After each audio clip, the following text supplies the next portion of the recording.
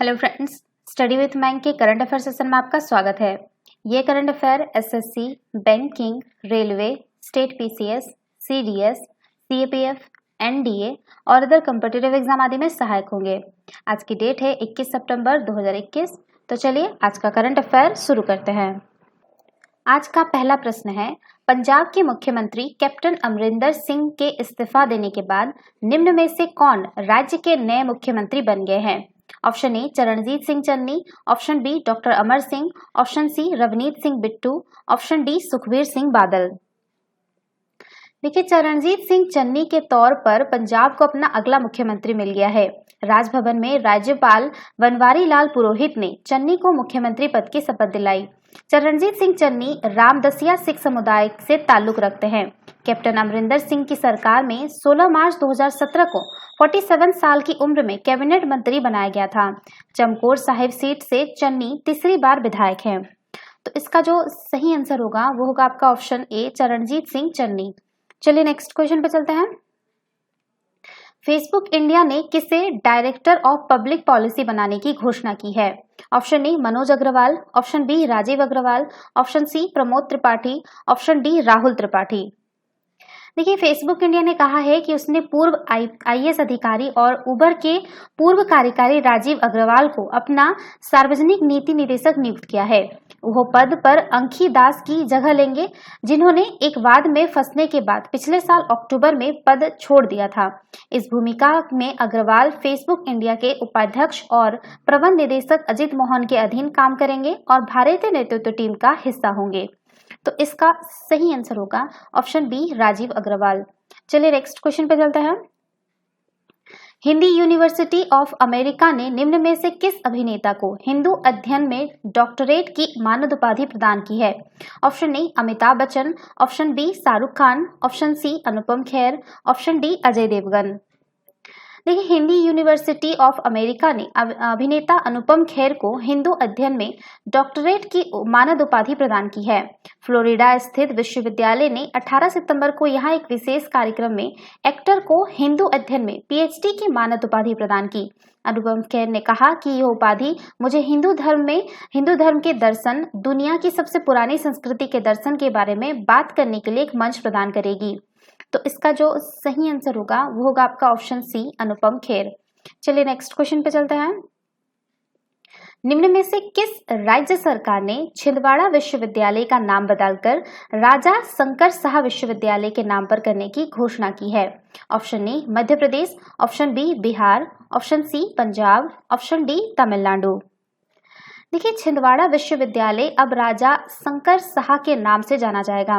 इसकी घोषणा मध्य प्रदेश के मुख्यमंत्री शिवराज सिंह चौहान ने जबलपुर में अमर शहीद जनजातीय नायक राजा शंकर शाह और कुंवर रघुनाथ शाह के 164वां बलिदान दिवस पर आयोजित कार्यक्रम को संबोधित करते हुए की। राजा शंकर शाह गोंडवाना साम्राज्य के राजा थे। राजा शंकर शाह ने अपनी मातृभूमि को अंग्रेजों से स्वतंत्र कराने के लिए युद्ध का आह्वान किया। इस संग्राम में कुंवर रघुनाथ ने अपने पिता राजा शंकर शाह का बढ़ चढ़कर सहयोग दिया।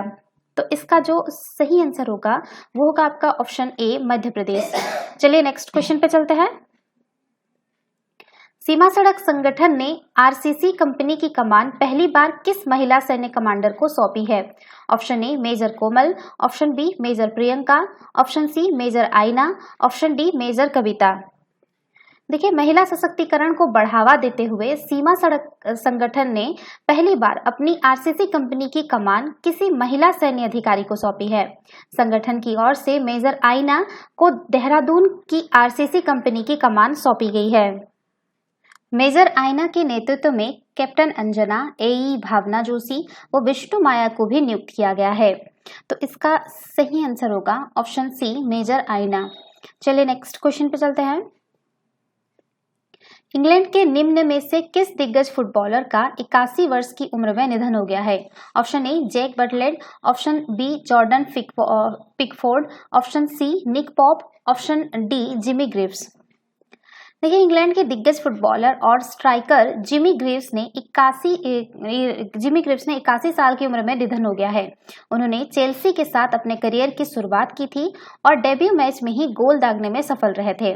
उन्होंने क्लब की तरफ से तब 1957 to 61 तक रिकॉर्ड 124 गोल दागे थे। उन्होंने हॉटेनहम के लिए 1960 से 1971 तक 379 मैचों में शिरकत किया और इस दौरान उन्होंने 266 गोल दागे।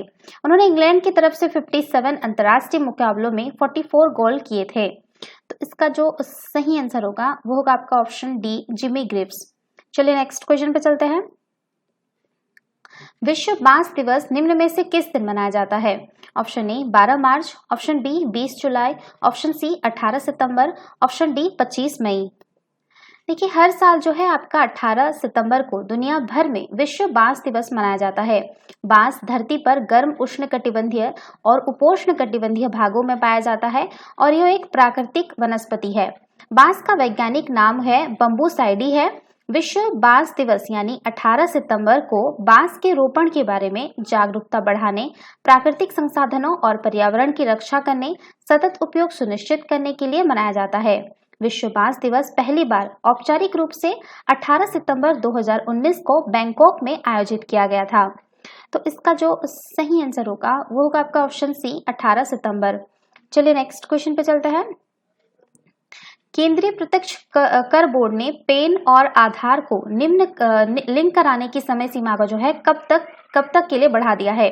ऑप्शन ए 31 मार्च 2022, ऑप्शन बी 31